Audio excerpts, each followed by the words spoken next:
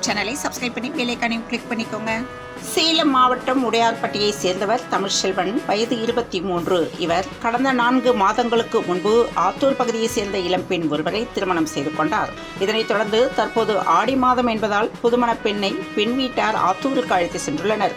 அப்போது பெண்ணின் செல்போனை உறவினர் ஒருவர் ஆய்வு செய்தபோது அதில் ஆபாச புகைப்படங்கள், வீடியோக்கள் இருப்பதைக் கண்டு அதிர்ச்சி அடைந்தார்.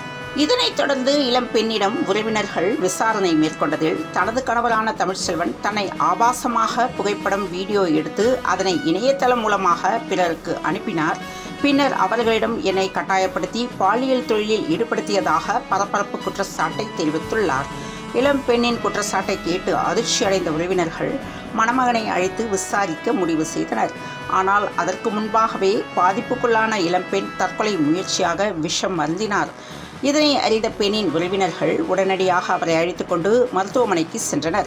அங்கு அவருக்கு சிகிச்சை அளிக்கப்பட்டு வருகிறது. இது தொடர்பாக தகவல் அறிந்து மருத்துவமனைக்கு வந்த காவல்துறையினர் இளம் பெண்ணிடம் புகாரை பெற்றுக்கொண்டனர். இளம் பெண் அளித்த தகவலின் அடிப்படையில் பாலியல் தொழிலில் ஈடுபடுத்துதல், தொழில்நுட்பத்தை தவறாக பயன்படுத்துதல் உள்ளிட்ட பிரிவுகளின் கீழ் வழக்குப்பதிவு செய்து தமிழ்ச்செல்வனை கைது செய்து விசாரணை மேற்கொண்டு வருகின்றனர்.